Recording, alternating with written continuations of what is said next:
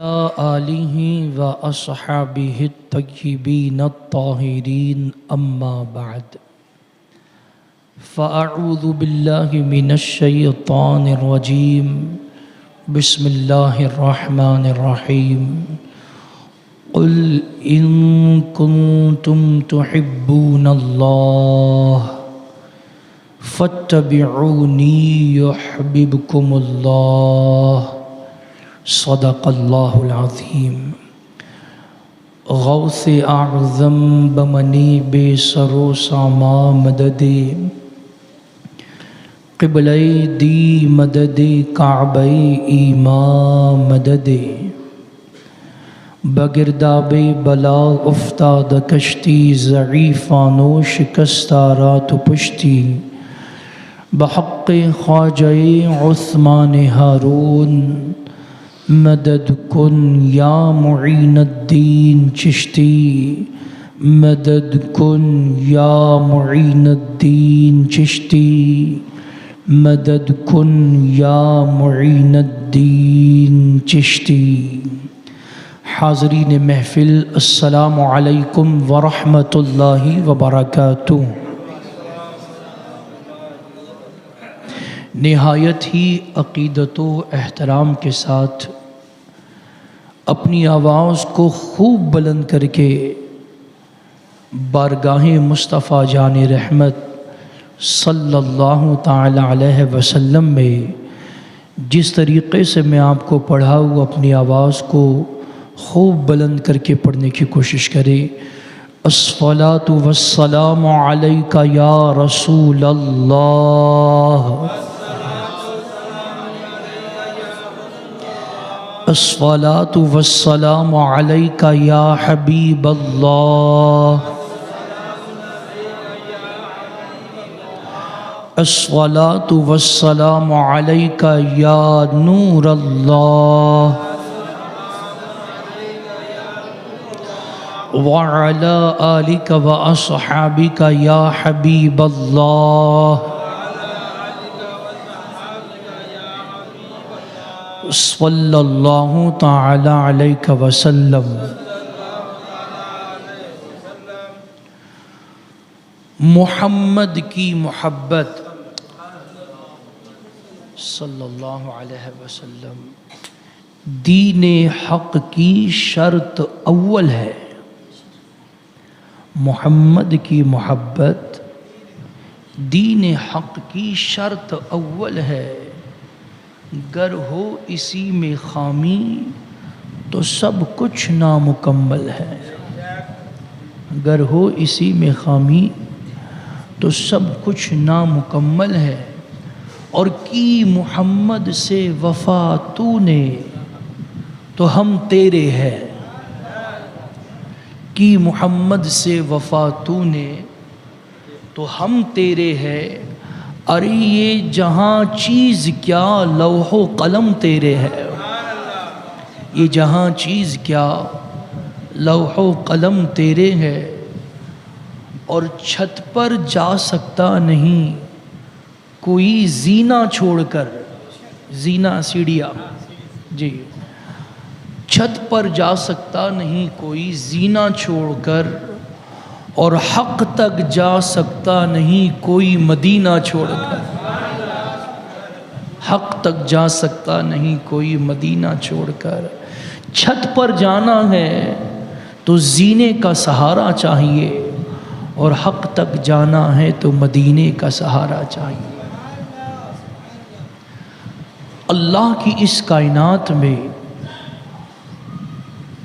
اللہ تبارک و تعالیٰ کے کروڑوں اربوں خربوں بندے ہیں جو اللہ کی بندگی کر رہے ہیں، اللہ کی عبادت کر رہے ہیں، اللہ کی اطاعت کر رہے ہیں۔ ایک بندہ جو اپنے اوقات کو، اپنے کاروبار کو قربان کر کے، دکانداری کو بند کر کے اللہ کے گھر میں اللہ کی عبادت کرنے اور نماز پڑھنے کے لیے جب آئے تو اس سے پوچھے کہ بھائی کاروبار بند کر کے، دکانداری بند کر کے مسجد میں آ کر اللہ کی عبادت کرنے کا مقصد کیا ہے؟ تو بندہ جواب دے گا اس قربانی کے پیچھے میرا مقصد یہ ہے کہ میں اللہ کا پیارا بن جاؤں، میں اللہ کا مقرب بن جاؤں۔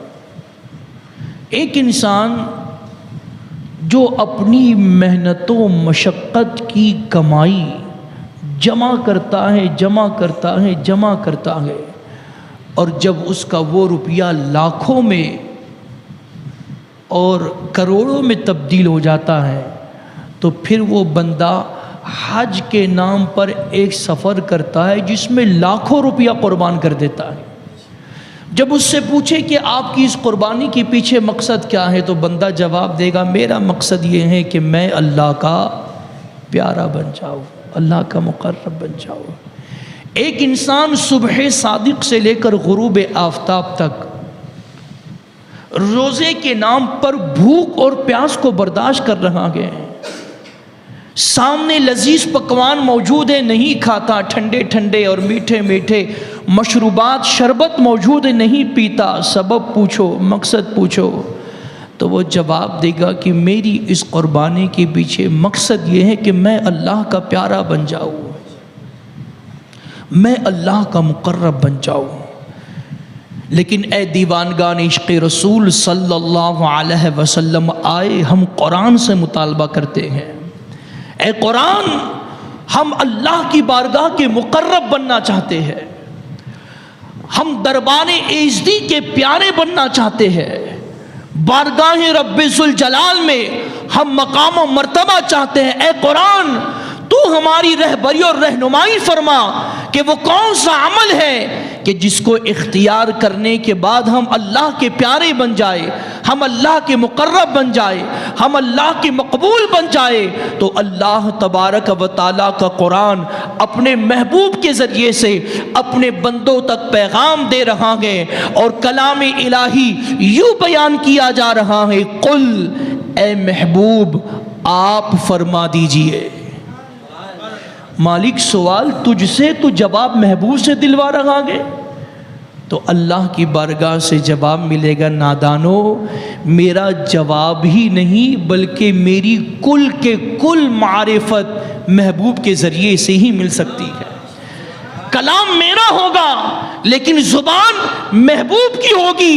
ہم محبوب کو فرما رہے ہیں قل اے محبوب آپ فرما دیجئے ان کنتم تحبون اللہ، اے لوگوں اگر تم چاہتے ہو کہ تم اللہ کے محبوب بن جاؤ، اللہ کے پیارے بن جاؤ، اللہ کے مقرب بن جاؤ، قل ان کنتم تحبون اللہ فاتبعونی، تو تم میرے محبوب کی پیروی کرو، میرے محبوب کی اطاعت کرو۔ نتیجہ کیا ہوگا؟ فاتبعونی، میرے محبوب کی اطاعت کرو، فاتبعونی یحببکم اللہ، تو اللہ تمہیں اپنا حبیب بنا لے گا، اللہ تمہیں اپنا دوست بنا لے گا۔ مالک کیا یہ دوستی، کیا یہ مقبولیت، کیا یہ عرفان، کیا یہ معرفت نماز سے نہیں مل سکتی تھی، حج سے نہیں مل سکتی تھی، روزے سے نہیں مل سکتی تھی، عبادت سے نہیں مل سکتی تھی، تیرے ذکر سے نہیں مل سکتی تھی، تیری اطاعت سے نہیں مل سکتی تھی؟ تو بارگاہ رب ذوالجلال سے ہمیں جواب ملے گا کیا تم نے ابلیس کا حشر نہیں دیکھا؟ کیا قرآن میں شیطان کا قصہ موجود نہیں ہے؟ کیا وہ عابد نہیں تھا؟ کیا وہ زاہد نہیں تھا؟ کیا وہ عبادت گزار نہیں تھا؟ کیا وہ ذاکر نہیں تھا؟ کیا وہ ساجد نہیں تھا؟ وہ سب کچھ تھا۔ اگر وہ کچھ نہیں تھا تو وہ عاشق نہیں تھا۔ نتیجتاً عبادتوں کے باوجود، ریاضتوں کے باوجود، سجدوں کی کثرت کے باوجود اللہ کی جانب سے فرمان آیا اخرج، نکل جاؤ، فإنک رجیم، بے شک تو دھتکارا ہوا ہے، تو لعنتی ہے، تو رجیم ہے، اور قیامت تک کے لیے لعنت کا توق اس کے گلے میں ڈال کر خدا نے اپنے دربار سے اس کو دھتکار دیا۔ وجہ یہ سب کچھ تھا، اس کے دل میں ادب نبی نہیں تھا، عشق نبی نہیں تھا، تعظیم نبی کا جذبہ نہیں تھا. پتا چلا یقیناً نماز خدا کے دربار کا مقرب بناتی ہے, یقیناً روزہ خدا کے دربار کا مقرب بناتا ہے, یقیناً حج و عمرہ خدا کے دربار کا مقرب بناتا ہے, یقیناً زکوٰۃ صدقہ و خیرات خدا کے دربار کا مقرب بناتا ہے. لیکن کب؟ اس وقت جب نماز کے ساتھ عشق رسول بھی ہو, زکوٰۃ کے ساتھ عشق رسول بھی ہو, روزے کے ساتھ عشق رسول بھی ہو, حج کے ساتھ عشق رسول بھی ہو, عمرے کے ساتھ عشق رسول بھی ہو. اگر عشق رسول نہ رہا اور یہ سب کچھ موجود ہے, قرآن و حدیث اٹھا کر دیکھو, یہ ساری نیکیاں تمہارے منہ پر مار دی جائے گی اور تمہیں دھتکار دیا جائے گا. اور اس کے برعکس اگر ایک بندہ ہے جس نے راہ سے, راستے سے, مومنوں کی راہ سے ایک کنکر ہٹا دیا, ایک پتھر ہٹا دیا, کیلے کا چھلکا ہٹا دیا, نیت یہ تھی کہ کسی مسلمان کو اذیت نہ پہنچے, کسی مسلمان کو تکلیف نہ پہنچے, بظاہر یہ چھوٹی نیکی ہے لیکن عشق رسول کے ساتھ کی گئی تھی, ادب رسول کے ساتھ کی گئی تھی, نتیجتاً ایک معمولی سی نیکی اس بندے کی نجات کے لیے کافی ہو جائے گی. پتا چلا مسلمانوں, ہمیں ادب رسول, تعظیم رسول, محبت رسول اور عشق رسول کی بے پناہ ضرورت ہے. آپ تاریخ کا جائزہ لیں تو آپ کو پتا چلے گا مسلمانوں کی تاریخ میں ہر میدان میں مسلمان کمزور نظر آیا ہے, مسلمان ہتھیاروں کی کمی کے ساتھ نظر آیا ہے, مادی طاقتوں سے خالی نظر آیا ہے. حتیٰ کہ میدان بدر میں ہتھیار نہیں, طاقت نہیں, قوت نہیں, مادی اسباب نہیں اور تعداد بھی صرف 313 ہے. 1000 کا لشکر جرار ہے, باوجود اس کے 1000 لوگ گھٹنے ٹیکنے پر مجبور ہو رہے ہیں اور 313 کو فتح و نصرت نصیب ہو رہی ہے. سبب کیا ہے؟ سبب یہی ہے مادی طاقت نہیں تھی, ہتھیاروں کی کثرت نہیں تھی, لیکن عشق رسول کا بنیادی پاور تھا, محبت رسول کا بنیادی پاور تھا. اور اسی عظیم پاور نے میدان بدر ہو, میدان احد ہو, میدان خندق ہو یا میدان کربلا ہو, مسلمانوں کو فتح و نصرت سے قریب کیا ہے, مسلمانوں کو کامیابی سے قریب کیا ہے. مسلمانوں, آج ہمارے پاس بظاہر سب کچھ ہے لیکن قلت کسی چیز کی ہے تو وہ ادب رسول کی ہے, وہ تعظیم رسول کی ہے, وہ محبت رسول کی ہے, وہ عشق رسول کی ہے. آج بھی مسلمانوں کی سینوں میں کما حق محبت رسول پیدا ہو جائے, اللہ کی عزت کی قسم اس قوم سے زیادہ کامیاب دنیا میں کوئی قوم نظر نہیں آئے گی. لیکن اے مسلمانوں, تم نے اپنا بنیادی جوہر, تم نے اپنی بنیادی طاقت, تم نے اپنا بنیادی سرمایہ کھو دیا ہے. نتیجتاً دنیا کے سر کا تاج نہیں بلکہ دنیا کے لیے تم فٹ بال بنا دیے گئے ہو. جو آپ چاہتا ہے, جس کے جی میں آتا ہے, وہ پیروں سے تمہیں اڑاتا ہوا نظر آ رہا ہے, وہ ٹھوکروں سے تمہیں اڑاتا نظر آ رہا ہے. میں آگے چل کے وقت رہا تو یہ بھی عرض کروں گا کہ محبت رسول کس چیز کا نام ہے, عشق رسول کس چیز کا نام ہے, تاکہ دونوں باتوں کی اصلاح ہو جائے. ایک تو یہ کہ نماز کے بغیر ایک تو یہ کہ عشق رسول کے بغیر نماز قبول نہیں ہوتی, لیکن دوسری طرف یہ بھی بات سچی ہے یارو کہ عشق رسول کی سب سے بڑی دلیل نمازوں کی پابندی ہے, شریعت و سنت کی پابندی ہے. وہ میں آگے عرض کروں گا. آج مسلمان دن بدن مصطفیٰ جان رحمت صلی اللہ علیہ وسلم کی بارگاہ سے دور ہوتا چلا جا رہا ہے. آقائی کریم صلی اللہ علیہ وسلم سے اپنے رشتے کو کمزور کر رہا ہے. آقائی کریم صلی اللہ علیہ وسلم سے اپنی غلامی کا رشتہ کمزور کر بیٹھا ہے. لیکن آؤ صحابہ کی زندگی میں مصطفیٰ کریم صلی اللہ علیہ وسلم سے غلامی کا رشتہ کتنا مضبوط تھا اور آقائی کریم صلی اللہ علیہ وسلم سے کس حد تک وہ ٹوٹ کے محبت کرتے تھے. نتیجتاً اللہ تبارک و تعالیٰ نے انہیں کامیابی عطا فرمائی, اللہ تبارک و تعالیٰ نے انہیں کامرانی عطا فرمائی. کہ آپ نے نہیں دیکھا وہ بلال حبشی رضی اللہ تعالیٰ عنہ جنہوں نے زندگی کا آدھا حصہ دنیا کی غلامی میں گزارا تھا, لوگ بیچتے تھے خریدتے تھے, بیچتے تھے خریدتے تھے, وہ لوگوں کی غلامی میں جی رہے تھے, لوگوں کی قید و بند میں تکلیفیں اٹھا رہے تھے. لیکن اللہ اللہ آقا کریم صلی اللہ علیہ وسلم سے رشتہ کیا مضبوط ہوا نتیجتاً وہ بلال جو لوگوں کا غلام تھا آج وہ بلال ہے اور اس کے قدموں کے نیچے کعبے کی چھت ہے۔ کیا آپ کو واقعہ نہیں پتا فاتح مکہ کی حیثیت سے جب آقا کریم صلی اللہ علیہ وسلم حرم محترم میں داخل ہوئے وقت نماز میں میرے آقا نے ارشاد فرمایا بلال اذان پڑھو۔ اس کے حضور اذان کہاں پڑھو؟ ارشاد فرمایا کعبے کی چھت پر چڑھو اور اذان پڑھو۔ بلال کعبے کی چھت پہ عرض کیا آقا جب ہم کعبے سے دور تھے اور اذان پڑھتے تھے تو رخ قبلے کی طرف کر کے کعبے کی طرف کر کے اذان پڑھتے تھے۔ آقا اب تو میں کعبے کے اوپر کھڑا ہوں، کس طرف رخ کر کے اذان پڑھو؟ میرے آقا صلی اللہ علیہ وسلم نے ارشاد فرمایا بلال ہماری طرف رخ کرو اور اذان پڑھو، ہماری طرف رخ کرو اور اذان پڑھو۔ اسی منظر کی منظر کشی کرتے ہوئے بریلی کا تاجدار یوں پیغام دے رہا ہے حاجیو آؤ، حاجیو آؤ شہنشاہ کا روضہ دیکھو، ارے کعبہ تو دیکھ چکے کعبے کا کعبہ دیکھو۔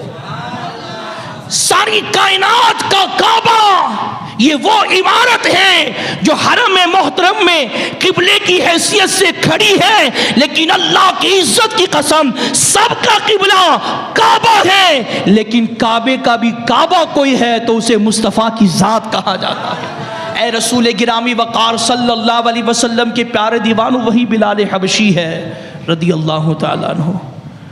آقائی کریم صلی اللہ علیہ وسلم کا وصال ہو گیا، حضور نے بظاہر پردہ فرمایا، یوں تو سبھی پر سارے صحابہ پر جیسے قیامت ٹوٹ گئی۔ روایتوں میں آتا ہے مدینہ طیبہ کے باشندے، مدینے کے رہنے والے لوگ کبھی زندگی میں اتنا نہیں روئے تھے جتنا کہ آقائی کریم صلی اللہ علیہ وسلم کے وصال پر روئے تھے۔ اچھا وصال پر رونے کا سبب کیا تھا یہ بھی میں آپ کو چلتے چلتے اصلاح کر دوں۔ یہ نہیں کہ انہوں نے سمجھا کہ حضور معاذ اللہ مٹ گئے مر گئے، نہیں، جدائی اور حضور سے دوری کا غم یہ تھا کہ اب مصطفیٰ پردے میں چلے گئے۔ پہلے جی کرتا تھا تو حضور کے دربار میں حاضر ہوتے تھے، حضور کی رخ ودعا کی زیارت ہوتی تھی، حتیٰ کہ میں آپ کو بتاؤں اصحاب صفہ آقائی کریم صلی اللہ علیہ وسلم کی حجرے کے سامنے ایک چبوترا ہے جسے اصحاب صفہ کہا جاتا ہے۔ یہ وہ چبوترا ہے جس پر بے سر و سامانی کی کیفیت میں جینے والے صحابہ قیام کرتے تھے، جن کا کوئی نہیں ہوتا تھا، وہ حضور کی دہلیز کے سامنے اس چبوترے پر بیٹھ جاتے تھے۔ جس کا کوئی نہیں اس کا مصطفیٰ ہے۔ اور روایتوں میں آتا ہے کہ بعض اوقات جب بھوک کی شدت کا غلبہ ہوتا اور کھانے کے لیے کوئی چیز ان کے پاس موجود نہیں ہوتی اور طبیعت اب ایسا سگنل دیتی تھی، ایسا اظہار کرتی تھی کہ اب کھانا نہ ملا تو روح جسم سے پرواز کر جائے گی، تو اس کیفیت میں وہ دوڑے دوڑے حضور کی بارگاہ میں حاضر ہوتے، حضور کا چہرہ دیکھتے انہیں راحت مل جاتی تھی، ان کی بھوک کا خاتمہ ہو جاتا تھا۔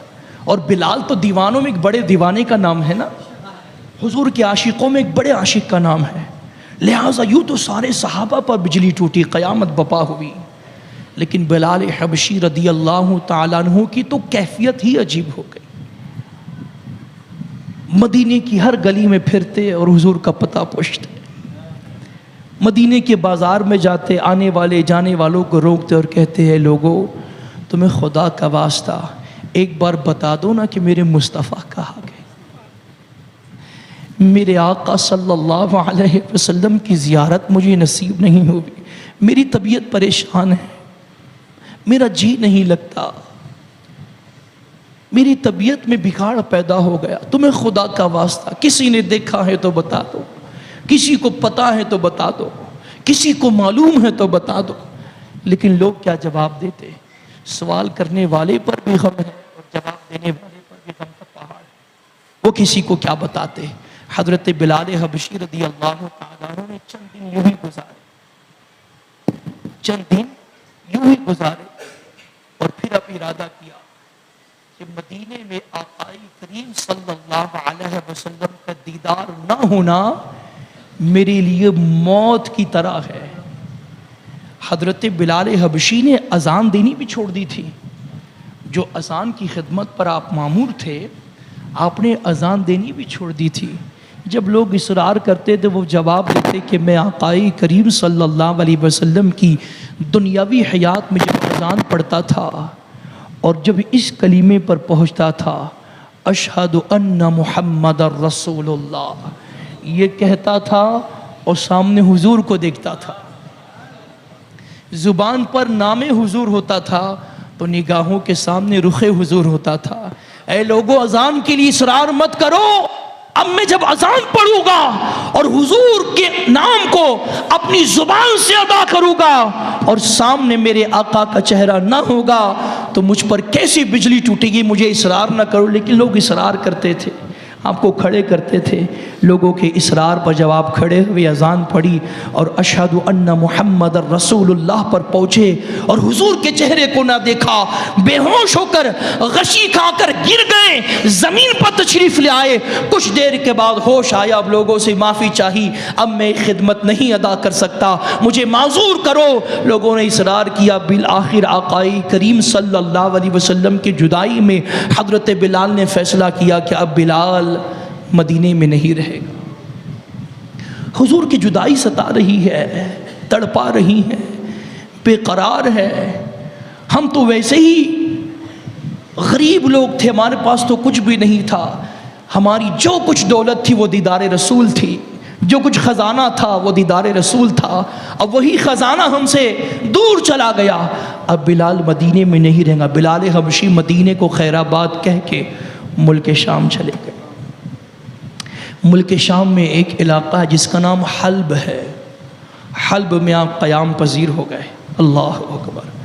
ایک عرصہ گزرا تھا، حضرت بلال حبشی رضی اللہ تعالیٰ عنہ یوں تو مدینہ چھوڑنے کے بعد بھی عاشق کو حضور کی یاد نہ ستائے، یہ ہو سکتا ہے، بلکہ ایک انسان جس نے مدینہ اب تک نہیں دیکھا یقیناً وہ تڑپتا ہے، لیکن وہ بندہ جس نے ایک بار مدینہ دیکھ لیا اور واپس پھر اپنے ملک پلٹ گیا، وہ بندہ زیادہ تڑپتا ہے، اس کی تڑپ میں اضافہ ہوتا ہے۔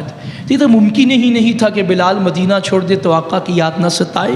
ملک شام میں رہ کر بھی بلال حبشی کو ہر دن ہر رات آقا کی یاد ستاتی تھی۔ ایک رات بلال حبشی سو رہے ہیں، سونا کیا تھا، نصیبہ بیدار ہوا، خواب میں اللہ کی حبیب تشریف لائے۔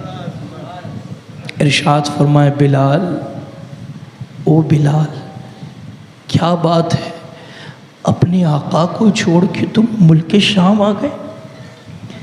کیا تمہارا جی ہم سے ملنے کو نہیں کرتا؟ اے بلال، کیا تمہارا جی ہم سے ملاقات کرنے کو نہیں کرتا؟ اللہ اکبر۔ حضرت بلال حبشی رضی اللہ تعالیٰ عنہ اسی وقت بیدار ہوتے ہیں اور زبان سے یوں صدا بلند کرتے ہیں، لبیک یا سیدی، لبیک یا سیدی، لبیک یا سیدی۔ اے آقا غلام حاضر ہے، اے آقا غلام حاضر ہے، اے آقا غلام حاضر ہے۔ اسی وقت بیدار ہوتے ہیں، اونٹنی بلوائی جاتی ہے، اونٹنی پر سوار ہو کر اسی رات ملک شام سے روانہ ہو جاتے ہیں، حلب سے نکل جاتے ہیں اور سوئے مدینہ یہ سفر روا دوا ہو جاتا ہے۔ سوئے مدینہ یہ چل پڑتے ہیں، رات و دن مسلسل چل رہے ہیں۔ چلتے چلتے جب مدینہ طیبہ میں داخل ہوئے تو مدینے میں داخل ہونا تھا کہ پھر آقا کی یاد تڑپا رہی ہے، بلال حبشی کو پھر حضور کی یاد ستا رہی ہے۔ اونٹنی سے نیچے تشریف لاتے ہیں، مدینے کی گلی میں جاتے ہیں، ہر مدینے کے گلی میں جا کر ہر گھر پر ہاتھ پھیرتے ہیں، ان گھروں کی دیواروں کو ہاتھ پھیر کر چومتے ہیں۔ حجرے امہات المؤمنین، امہات المؤمنین کے حجروں کے پاس جاتے ہیں، سب سے پوچھتے ہیں، بتاؤ نا آقا کہاں ہے، بتاؤ نا حضور کہاں ہے، مجھے حضور کی یاد تڑپا رہی ہے، مجھے حضور کی یاد بے چین کر رہی ہے، بتاؤ نا حضور کہاں ہے۔ جب کسی نے کوئی جواب نہیں دیا تو آقا کریم صلی اللہ علیہ وسلم کی مزار پر آپ حاضر ہوتے ہیں، سلام عرض کرتے ہیں اور پھر عرض کرتے، آقا ملک شام سے اپنے غلام کو یہ کہہ کے بلایا کہ اے غلام ملنے کو جی نہیں چاہتا، ملاقات کرنے کو کیا جی نہیں چاہتا؟ آقا جب غلام حاضر ہے تو آپ تو پردے میں چھپ گئے ہیں آقا، آپ نے تو پردے میں اپنا رخ ودہا داخل کر لیا ہے۔ اللہ اکبر، یہ کہتے کہتے اپنی بپتا سناتے سناتے حضرت بلال حبشی حضور کی مزار سے لپٹ جاتے ہیں، اتنا روتے ہیں اتنا روتے ہیں کہ روتے روتے سیدنا بلال حبشی بے ہوش ہو جاتے ہیں۔ اس وقفے میں پورے مدینے میں شور ہو گیا، پورے مدینے میں خبر پھیل گئی۔ کیا خبر پھیلی؟ لوگوں مبارک ہو، مدینے میں مؤذن رسول واپس آ گئے ہیں، لوگوں مبارک ہو، مدینے میں مصطفیٰ کے مؤذن واپس آ گئے ہیں۔ اللہ اکبر، بلال حبشی رضی اللہ تعالیٰ عنہ کی آمد کا شور اور چرچا جو ہی لوگوں کو پتا چلا تو لوگ جوک در جوک بلال حبشی سے ملنے کے لیے آئے۔ بلال حبشی کو اٹھا کر بے ہوشی کی حالت میں جب باہر لایا گیا اور ایک وقفے کے بعد جب بلال حبشی نے ہوش لیا اور ہوش سنبھالا تو لوگوں نے اصرار کیا، اے لوگوں، بلال حبشی نے کہا لوگوں اصرار نہ کرو، میں اذان نہیں پڑھ سکتا۔ لوگوں نے کہا بلال تمہیں خدا کا واسطہ ایک بار اذان پڑھ دو۔ اے بلال، جب تم اذان پڑھتے تھے تب مصطفیٰ کے دنیاوی حیات کا سماں بند جاتا تھا۔ بلال تمہاری آواز اور تمہاری آواز میں اذان نہ گونجی، مدینے میں ہم خالی پن محسوس کر رہے ہیں۔ لیکن بلال حبشی نے انکار کیا۔ لوگ جانتے تھے بلال حبشی کو کیسے منانا ہے اور کیسے راضی کرنا ہے۔ کسی صاحب شعور نے کچھ بندوں کو روانہ کیا اور حسنین کریمین کو بلایا گیا۔ امام عالی مقام حسن مجتبیٰ، امام عالی مقام حسین شہید وفا رضی اللہ تعالیٰ عنہ آتے ہیں اور لوگ حسنین کریمین سے کہتے ہیں او حضور کے شہزادو، آپ سے گزارش ہے کہ مؤذن رسول کو منا لو۔ وہ سب کی تو ٹال سکتے ہیں لیکن آپ کی ٹالنا ان کے لیے ممکن نہ ہوگا۔ حسنین کریمین بلال حبشی کا ہاتھ پکڑتے ہیں، بازو پکڑتے ہیں اور کہتے ہیں او ہمارے نانا کے مؤذن، تمہیں نانا کا واسطہ ایک بار اذان سنا دو۔ بلال حبشی کہتے ہیں او مصطفیٰ کے شہزادو، ایک تو تمہارا آنا، پھر تمہارے ذریعے سے مصطفیٰ کا واسطہ دینا۔ اب بلال میں ہمت نہیں ہے کہ بلال انکار کرے، اب بلال میں جرت نہیں ہے کہ بلال انکار کرے۔ کہو کہاں اذان پڑھنی ہے؟ بلال حبشی کو مسجد نبوی میں اونچی جگہ پر جہاں اذان پڑھی جاتی تھی وہاں اشارہ کیا گیا۔ سیدنا بلال حبشی رضی اللہ تعالیٰ عنہ اس اونچی جگہ پر چڑھ کر اذان پڑھنے لگتے ہیں۔ اللہ اکبر اللہ اکبر، اللہ اکبر اللہ اکبر، اشہد ان لا الہ الا اللہ، اشہد ان لا الہ الا اللہ، اللہ اکبر۔ ایک عرصے کے بعد آج مدینے میں مؤذن رسول بلال حبشی کی آواز میں اذان بلند ہو چکی ہے۔ بلال حبشی کی اذان مدینے میں گونجنی تھی کہ سارے مدینے کے لوگ بازاروں سے نکل کر، گلیوں سے نکل کر مسجد نبوی میں داخل ہو رہے ہیں۔ گویا بلال حبشی کی آواز کو سن کر ایک سما بن گیا کہ اب بلال کی اذان ہو چکی ہے، ان قریب اب نبیوں کا امام مصلی پر جلوہ فرما ہو کر ہماری امامت کریں گے، مصطفیٰ کے پیچھے ہمیں نماز پڑھنے کا موقع ملے گا۔